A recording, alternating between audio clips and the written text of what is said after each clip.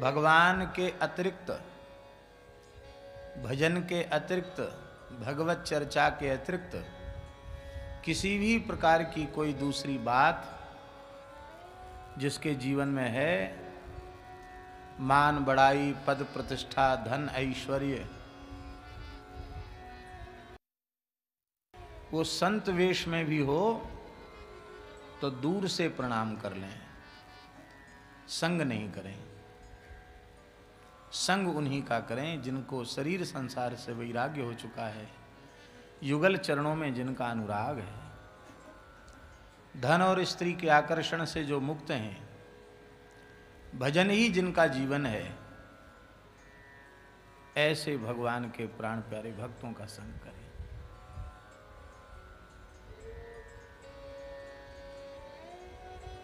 मलुकदास जी की एक साखी है, माया मगन महंत के तुम मत बैठो पास, कौड़ी लागे लड़ी मरे, कथनी कथे 50।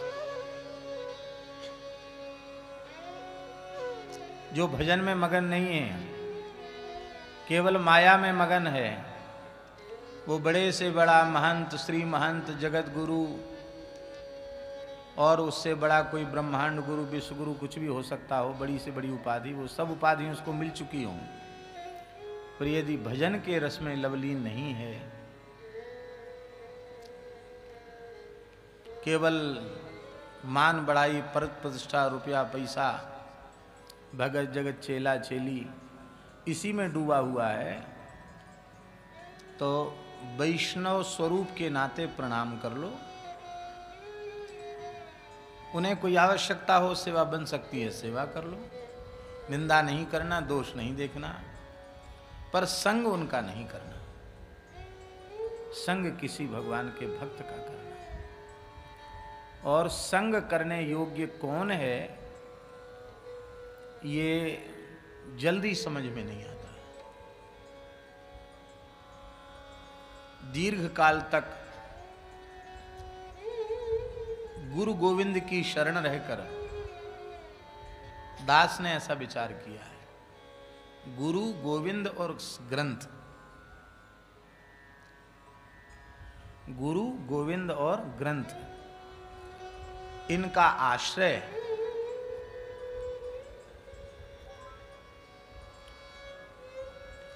हृदय से जो लेते हैं,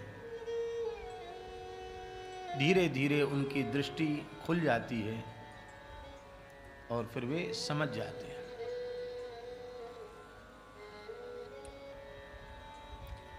एक तांत्रिक था, श्री बलदेव दास जी महाराज, एक तांत्रिक था,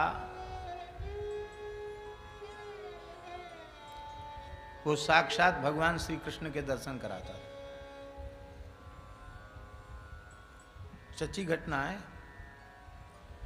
उसके आवाहन करते ही श्री कृष्ण मुरली लेकर आ जाते थे, कारी कमरिया, घुंघराले के, सुंदर नेत्र, जैसा वर्णन है ना सुंदरता का, वैसी ही सुंदरता, और त्रिभंग ललित होकर बांसुरी बजाने लग जाते।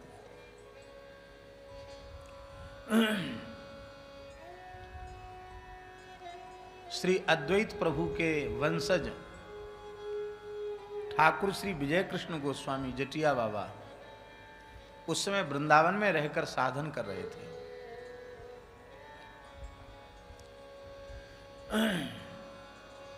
श्रीमन महाप्रभु जी की परंपरा के एक सिद्ध कोटि के, आचार्य कोटि के महापुरुष थे वो।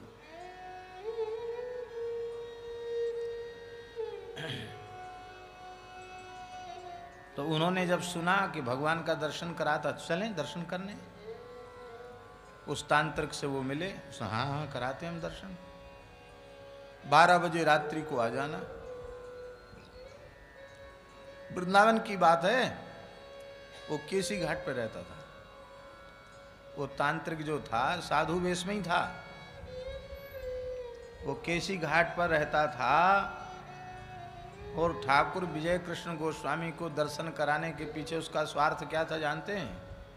कि बड़े प्रभावशाली हैं, इनके पास दूर दूर से बंगाल से आते हैं, तो ये हमारा प्रचार कर देंगे, हमारी दुकान बढ़िया चल जाएगी। ये उसके भीतर उसका स्वार्थ था।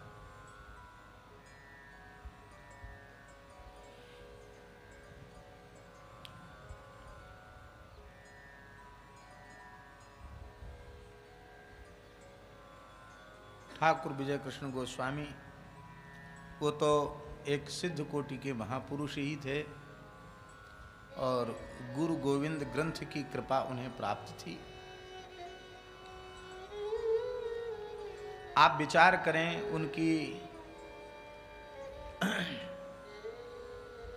कैसी स्थिति होगी अंतःकरण की कि स्वयं श्रीमद् चैतन्य महाप्रभु ने वृंदावन में दर्शन देकर उनको महामंत्र का उपदेश किया था। षोडशाक्षर महामंत्र जो है, षोडश नाम वाला 32 अक्षर का महामंत्र हरे कृष्ण महामंत्र, उसका स्वयं महाप्रभु जी ने उपदेश किया था। तो महाप्रभु जी का प्रत्यक्ष दर्शन, वार्तालाप, उनके द्वारा मंत्र का उपदेश है तो साक्षात नित्य गोलोक बिहारी श्री कृष्ण की प्राप्ति है। ऐसी थी उनकी अंतःकरण की स्थिति। और ठाकुर विजय कृष्ण गोस्वामी वहाँ जब गए और उसने एक घंटी बजाई, एक धूप जलाई और घंटी बजाई। धूप जलाती घंटी बजाती अंधेरे में बांसुरी सुनाई पड़ी, फिर श्री कृष्ण प्रकट हुए। वही नक्सिक सौंदर्य, आश्चर्य में पड़ गए, इतने सस्ते भगवान बना दिए इसने। कहाँ तो नारद जी कहते तस्य लौल्यमेव मूल्यम, और इसके धूप दिखाने से, घंटी बजाने से ठाकुर जी आ गए। आश्चर्य है।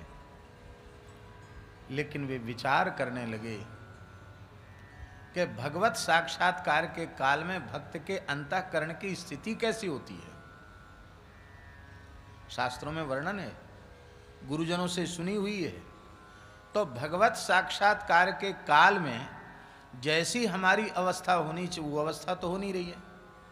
हमारे हृदय में प्रेम बिल्कुल भी नहीं जग रहा है, प्रेम के लक्षण नहीं जग रहे हैं। इससे हमको लगता है कि कोई छल है यह। तो उनको तुरंत स्मरण में आया कि ऐसा कोई छल साधक के साथ होने लग जाए तो बड़ी तीव्रता से गुरु मंत्र का जप करना चाहिए। ये बात जैसे ही उनके स्मरण में आई, ये सच्ची घटना, बड़ी प्रेरक घटना है। जैसे ही ये बात समझ में, सुनने में आई, समझ में भीतर से प्रेरणा हुई, तो वहीं बैठकर उन्होंने तीव्र गति से, और कोई अष्टादशाक्षर गोपाल मंत्र नहीं, महामंत्र का ही तीव्र गति से जप करना आरंभ किया। महामंत्र का जैसे ही तीव्र गति से जपना आरंभ किया, वो कृष्ण नहीं थे, वो प्रेत था। कौन था वो? प्रेत था। वो तत्काल अपने रूप में आ गया और इतना सा मांस का लोथड़ा सा, हड्डी का, और बड़ी दुर्गंध उसके शरीर से, वो छटपटा करके चिल्लाने लगा, बचाओ बचाओ, मैं जला जा रहा हूं, जल जाऊंगा, समाप्त हो जाऊंगा, भगाओ इसको यहां से।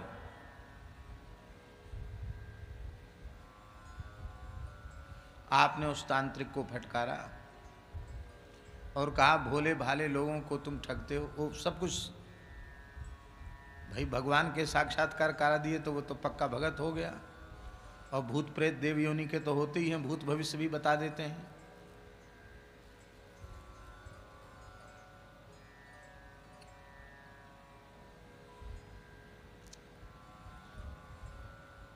आपने उसे समझाया, तो स्वयं नरकों की ओर जा रहा है साधु होकर के, और न जाने कितने भोले भाले जीवों को भगवान के नाम पर नरकों की ओर ले जा रहा है।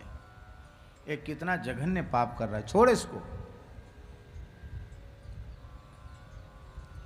उसने कहा ये तो छूटेगा नहीं, क्योंकि हम प्रेत को छोड़ नहीं सकते, हमने प्रेत सिद्ध किया हुआ है, पर हमें और कोई आज्ञा दो। आपने कहा वृंदावन की ब्रज की सीमा छोड़ के चले जाओ, लौट कर कभी यहाँ नहीं आना। उसी रात को वो वहां से चला गया।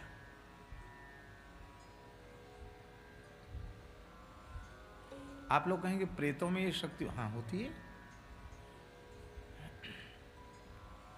भागवत महात्म्य तो पढ़ा है, आप ध्यान नहीं देते हो। गोकर्ण जी आकर के जब अपने खंडहर हो चुके घर में आसन लगाया उन्होंने, तो धुंधकारी उनके सामने आया। क्वचित इंद्र लिखा उसमें, कभी इंद्र बन जाता था वो। अब इंद्र कोई सामान्य देवता, देवराज है। कभी आग बन जाता, कभी वरुण बन जाता, कभी इंद्र बन जाता। क्वचित धस्ती, कभी हाथी बन जाता, कभी भैंसा बन जाता। ऐसा लिखा है कि नहीं लिखा है?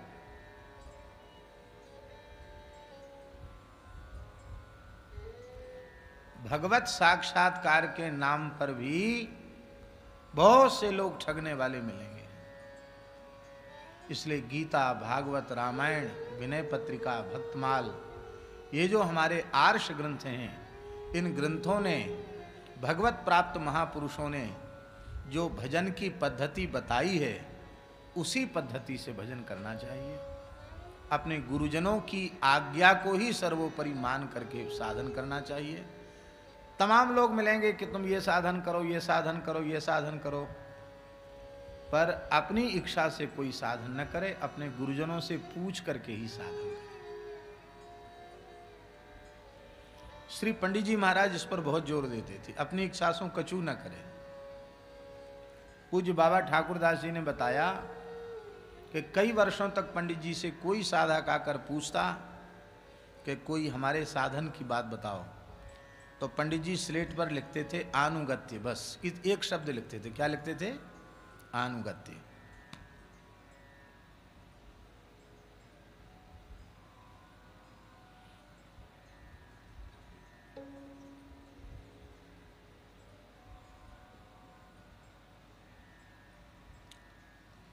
संतों के लक्षण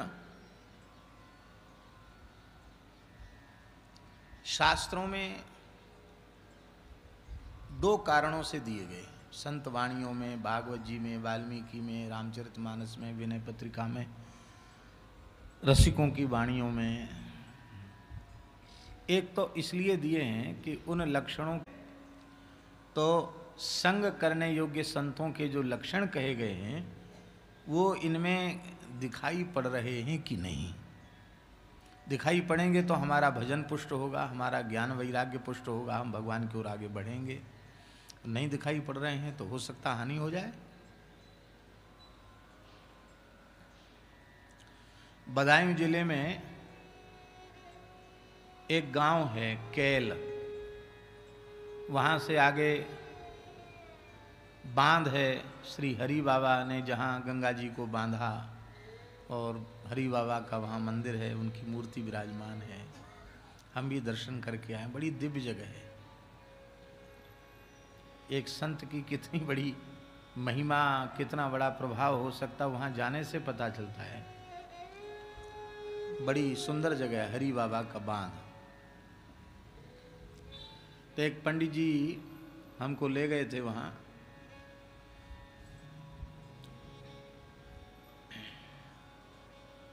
कथा तो पूज्य बक्सर वाले मामा जी की निश्चित हुई थी, पर किसी अपरिहार्य कारण से वो बहुत व्यस्त हो गए और उन्होंने कहा कि इस समय हमको किसी संत की आज्ञा होगी तो हमको अमुक जगह जाना पड़ेगा, और अब संपर्क में बने रहो, लाइन में लगे रहो, जब समय होगा तब समय दिया जाएगा। वे बोले भाई हमारे तो बुढ़ापा है, हमारे तो अब समय का भरोसा नहीं, तो आप ऐसा करो, आप जिसको कह दो उससे हम कथा करवा लें। तो बक्सर वाले महाराज जी बोले खाक चौक चले जाओ, दास का नाम लिया, उनके पास चले जाओ, वो कथा कर देंगे। पंडित जी आए, बोले हम अकिंचन ब्राह्मण हैं और केवल कथा ही, उस समय ये संगीत वगैरह तो था ही नहीं, तो कथा ही कथा सुननी है। उनकी कथा सुनाने में तो हमारा पेट ही नहीं भरता, कभी सुनाते सुनाते कोई सुनने वाला होना चाहिए। हाँ, हम सुनेंगे।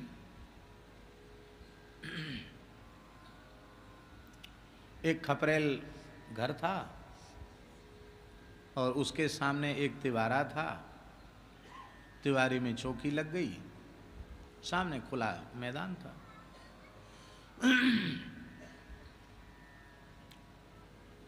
वो खपरेल वाले मकान में सो जाओ, वहीं से निकल के व्यासपीठ पे बैठ के कथा कहो। 8 घंटे कथा रोज होती थी, 4 घंटे सवेरे, 4 घंटे फिर दूसरी बैठक में, 2 बैठक में होती थी। और भगवान की ऐसी विलक्षण लीला हुई वहां, कथा मंगलाचरण होती, पानी बरसना शुरू, और बैठक की कथा पूरी होती तो पानी बरसना बंद, फिर शाम की कथा होती तो फिर पानी बरसना शुरू। पर श्रोता ऐसे पक्के थे, रोज पानी बरसा, 8 दिन तक झड़ी लगी रही पानी की। ऐसा पानी भी हमने नहीं देखा, ऐसी झड़ी लगी रही पानी की। कथा कहते कहते खूब पानी बरसता।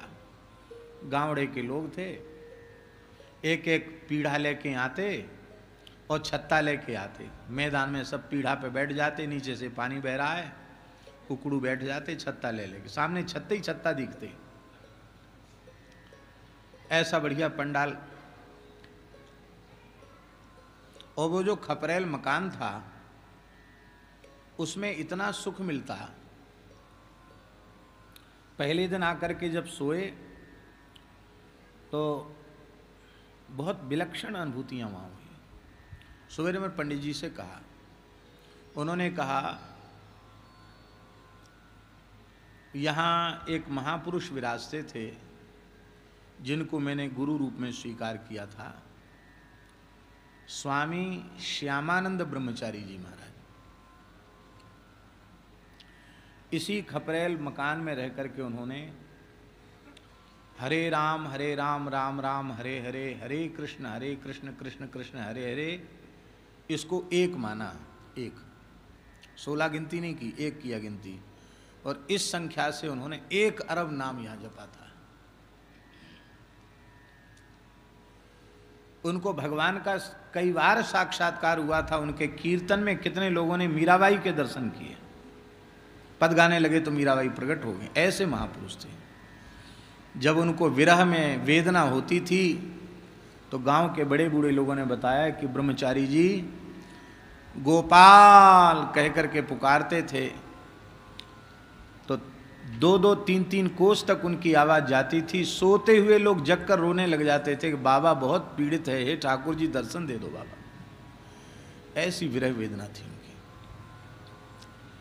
तो बोले इनके भजन का प्रभाव है, इसलिए आपको ऐसा। 7-8 दिन रहे, रोज सोते ही ठाकुर जी की कोई ना कोई लीला शुरू हो जाती। ऐसा विचित्र स्थान। तो 8 घंटे कथा होती थी। उसमें एक और आता था, एक सिद्ध कथा सुनने। उस सिद्ध हमसे बोला कि हम आपसे एकांत में मिलना चाहते हैं। अब 8 घंटे कथा, फिर अपना नित्य नियम, कहाँ समय नहीं मिलता था, पूरा दिन चला जाता था उसी में। तो हमने कहा ठीक है। उसने कहा कि आप एक ही तो कमरे में रहते, उसी में 5-7 मूर्ति हैं और कोई जगह नहीं है, एकांत में तो आप मिलोगे नहीं। मैं थोड़ी दूरी पर एक कोठरी में रहता हूँ, वहाँ आप बिना किसी को बताए अकेले आ जाओ। हमने की प्रयोजन? उसने कहा इतने दिन कथा कहते हो गए, तुमको भगवान का दर्शन हुआ? हमने कहा हमको तो नहीं हुआ, पर श्रद्धा जरूर है, विश्वास जरूर है कि कलिकाल भगवत साक्षात्कार में बाधक नहीं है। गुरुजनों की शरण में पड़े हैं, भगवान की चर्चा कर रहे हैं। अब भगवान की जब राजी होगी, उनकी इच्छा होगी, हो जाएगा। हमको कोई ज़्यादा जैसी व्याकुलता होना चाहिए वैसी व्याकुलता भी हमारे भीतर नहीं है। साधन भी हमारा नहीं है, इसलिए हम कोई इसके लिए परेशान भी नहीं है। नहीं है तो भाई आप पढ़े लिखे पंडित हो, इतनी अच्छी कथा कहते हो, आपको अनुभूति नहीं हुई। साक्षात परमात्मा का दर्शन कराऊंगा आपको। सवेरे भोर में ठीक 5 बजे एक चद्दर ले आना, एक नारियल ले आना, फूल मिल जाए तो ठीक है, नहीं तो कोई बात नहीं। पैसा ज़्यादा नहीं, 50 रुपया।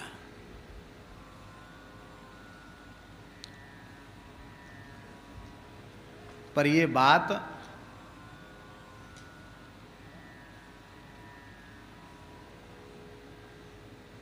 सतानवे 98 की बात होगी, 1997 या 98 की बात होगी, अनुमान है हमारा, सन में भ्रम भी हो सकता है।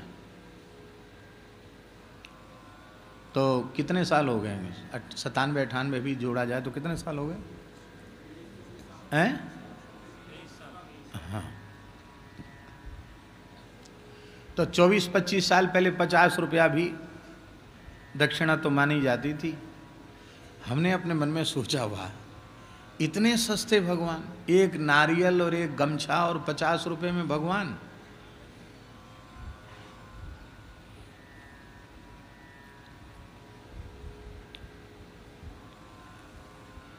तो सवेरे जल्दी जगने का अभ्यास तो है ही है, जग करके जल्दी संध्या करके, किसी को कहा नहीं, धीरे से झोली में से,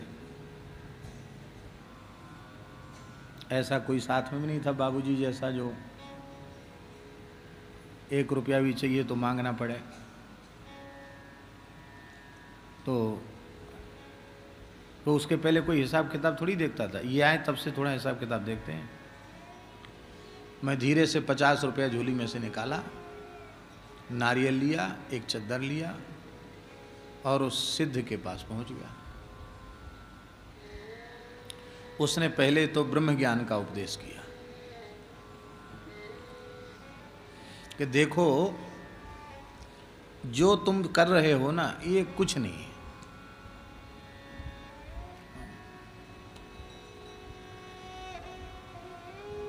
ये सब कुछ नहीं। अरे बिना पढ़ा लिखा गांव का आदमी भी जानता, आत्मा सो परमात्मा, आत्मा देखी है। हम चुपचाप सुनते रहे। फिर मैंने कहा कि देर हो रही है, हमको अभी और काम बाकी है हमारा, आप और कुछ आपको कृपा करनी हो तो करो, दर्शन कराओ। वो आंख मूंदो, हमने ठीक है। आंख मूंदी तो उसने ऐसे ऐसे किया। तो ऐसे करने से किसी के भी यहाँ वो शून्य जैसे दिखते ना,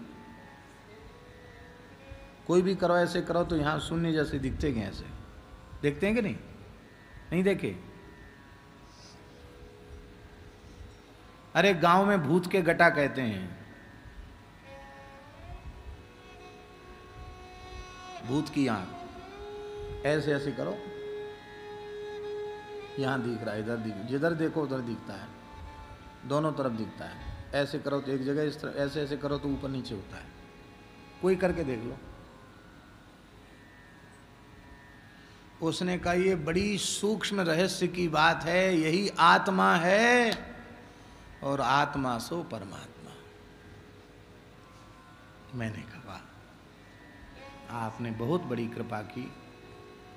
बोले इससे आगे की बात हम फिर बताएंगे, एकांत में आ जाया करो। बहुत अच्छी बात। 50 रुपया दिए, चद्दर उठाया, नमस्कार किया और फिर ये बात हमने महाराज जी को सुनाई। महाराज जी हमको आत्म साक्षात्कार हो गया। बोले कैसे? ऐसे हुआ। महाराज जी बड़े हंसे। बोले इस मार्ग में ठग बहुत है, बहुत ठग है।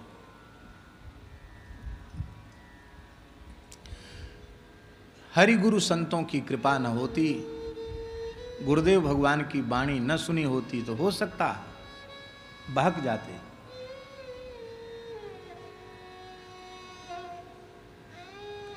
इसलिए संतों में भी तुलसी देख सुवेश भूलहि मूढ़ न चतुर नर। गोस्वामी जी ने मानस जी में कहा, सबका संग मत करो। ऐसे खरे संत मिले बाबा श्री ठाकुर दास जी जैसे, ऐसे महात्माओं का संग करो। सबका संग करने योग्य नहीं है।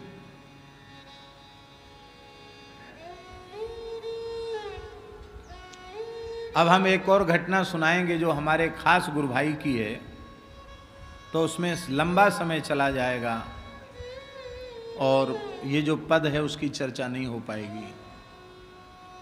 ऐसे ही हमारे गुरु भाई थे अंगद दास जी महाराज, वो ऐसे ही एक सिद्ध के द्वारा ठगे गए थे।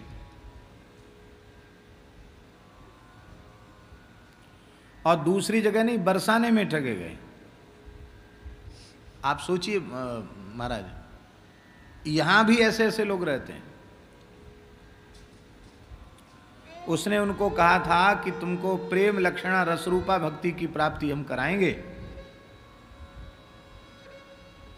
साक्षात श्री जी का अनुभव कराएंगे। वहां गए,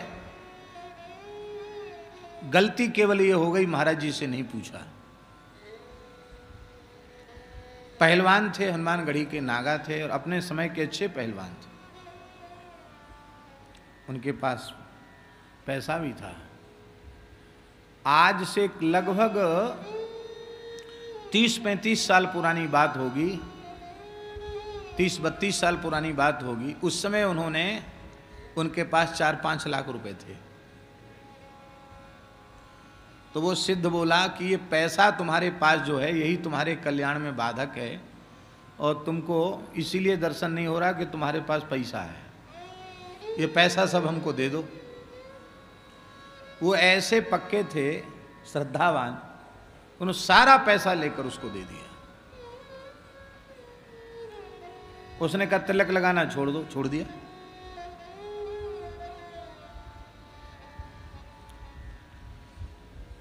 उसने प्याज खिला दिया। अरे बोले ये तो जमीन का कंद है, तो पोथियों में लिखा, सब बेकार की बात है। जैसे आलू है, अरवी है, ऐसी तो प्याज है। इसके भून के जो है इसकी चटनी, हमको महात्मा प्याज खा के सिद्ध हो गए। ये सब कुछ नहीं, भजन ही सब कुछ है।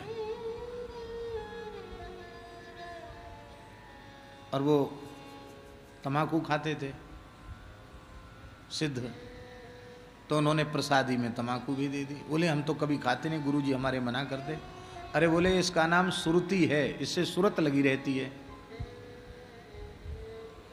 उनका ऐसा समर्पण था कि वो भी उन्होंने खाई। पहले तो थोड़ा चक्कर वक्कर आया, बाद में उनको अभ्यास हो गया। महाराज जी की बरसाने में कथा हो रही थी, हम भी साथ में थे गौरवन में। तो महाराज जी कैसे करुणामय थे, हम कह नहीं सकते हैं। कैसी करुणा गुरुजनों में होती है। हम तो कहेंगे भगवान से भी करुणा में गुरुदेव आगे होते हैं।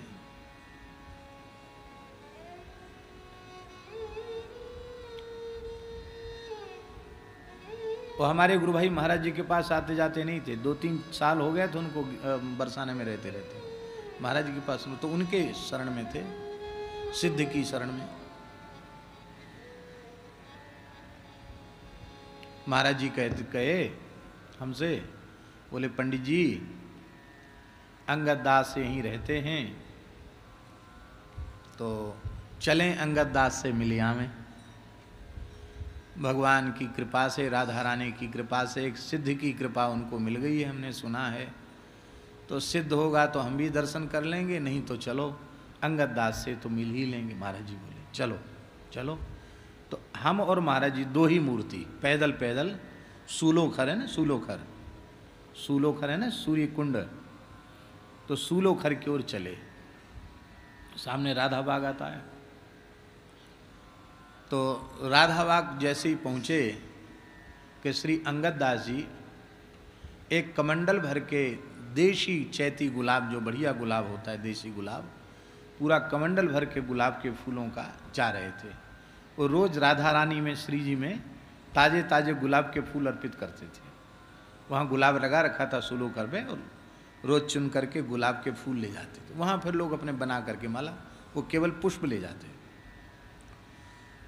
तो उन्होंने जैसे ही देखा कि महाराज जी आ रहे हैं, तिलक वगैरह तो कुछ लगाते नहीं थे, तो कमंडल तुरंत उन्होंने रखा और महाराज जी के चरणों में साष्टांग पढ़कर खूब फूट फूट करके रोए। कुछ बोले नहीं, बहुत रोए। नीचे रज भी गर्म थी, इतना रोए कि उन्हें अपने आंसुओं से महाराज जी के चरण गीले कर दिए। महाराज जी ने हाथ फिराया और बोले खूब भजन करो, खूब भजन करो, खूब भजन करो, और कुछ नहीं बोले। और कहा कि ये फूल कहाँ ले जा रहे हो? बोले श्री जी के ले जाओ, अपनी सेवा में लग जाओ, और तुमसे मिलना था, तुमसे मिलना हो गया, अब हम जा रहे हैं। और आगे नहीं गए, महाराज जी भी लौट आए।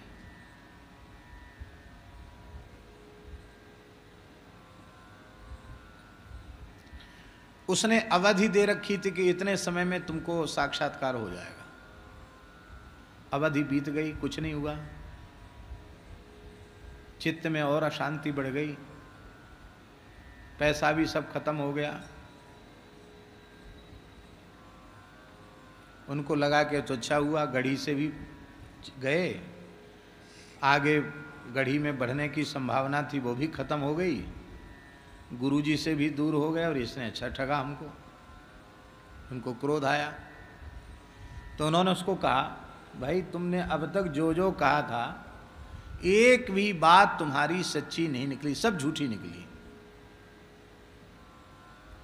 एक भी बात तुम्हारी सच्ची नहीं निकली। तो हमने तो बचपन से जिन संतों का संग किया है, हम तो यही समझते हैं कि संत मन वाणी क्रिया से सत्य का पालन करते हैं, और तुम्हारी कोई बात सच्ची नहीं, सब झूठी, सब बहकाने वाली। इतने दिन के भीतर कहीं से चाहे जमीन बेच के, चाहे कुछ बेच के, कुछ करके, हमारा जो पैसा था ब्याज नहीं दे सकते, तो मूल मूल हमारा सब पैसा दे दो वापस, नहीं तो समझ लेना तेरी सिद्धाई। वो नागासाई भाषा हम बोलेंगे नहीं, हम कभी बोलते भी नहीं है, अशुद्ध शब्द घुसेड़ देंगे। उस सिद्ध ने क्या किया? उस सिद्ध ने कहा कि तुम तो बहुत नाराज हो गए, हम तो तुम्हारे धैर्य की परीक्षा ले रहे थे, लो ये जल पी लो, शांति आ जाएगी, और अब तुम्हारा अब हम कराएंगे तुमको साक्षात्कार। सच्ची घटना है बाबा। जल पीते ही वो पागल हो गए, बिल्कुल पागल हो गए।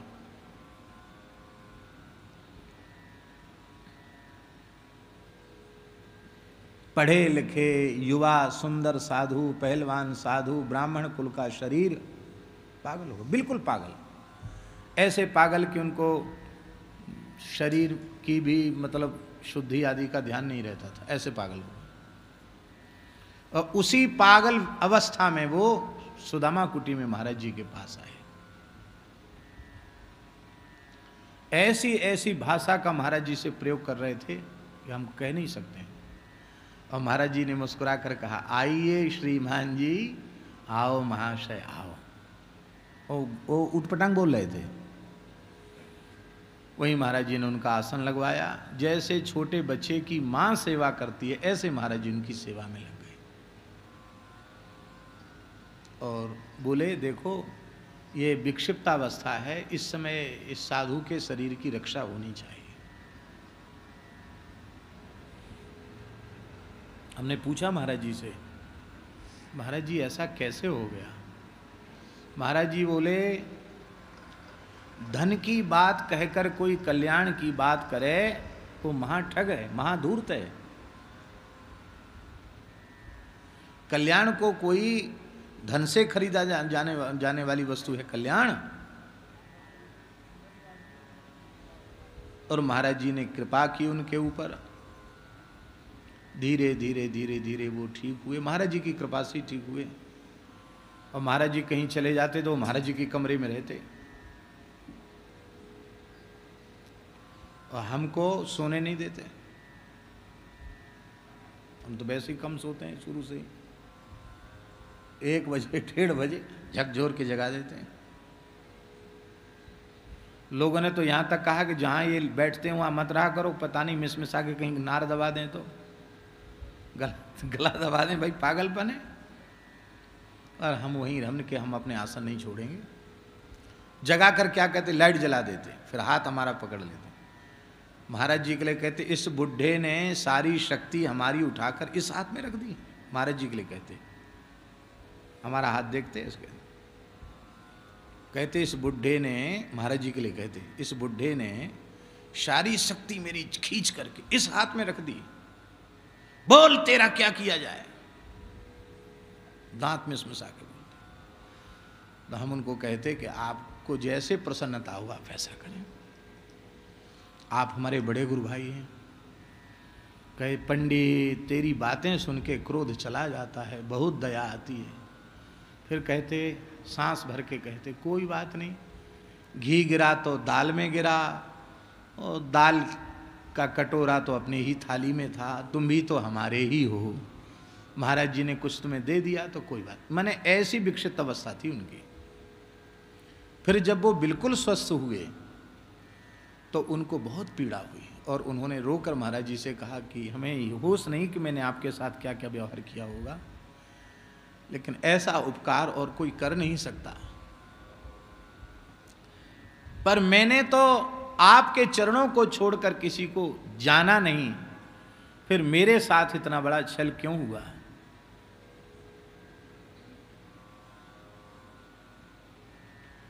हम भी थे। महाराज जी ने एक ही प्रश्न किया उनसे, मैं कभी किसी को किसी संत के पास जाने से मना नहीं करता हूं, लेकिन उनका संग करने के पहले, उनके पास जाने के पहले क्या तुमने हमसे पूछा था?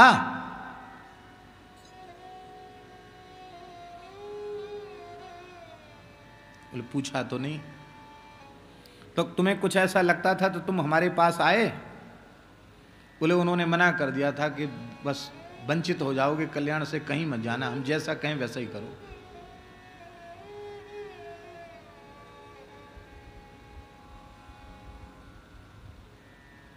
बहुत मूल्यवान जीवन है। प्रार्थना है भाई, ऐसे भगवत प्रेम रस में भीजे हुए संत न मिलें तो केवल नाम जप करो, ग्रंथ का स्वाध्याय करो, ठाकुर जी से प्रार्थना करो कि हे नाथ अपने प्राण प्यारे संतों का संग हमें प्रदान कीजिए। भगवान कृपा करके जो संतों का संग प्रदान करेंगे वो तुम्हारे लिए परम हितकारी होगा, परम कल्याणकारक होगा। थोड़ा कीर्तन कर लें।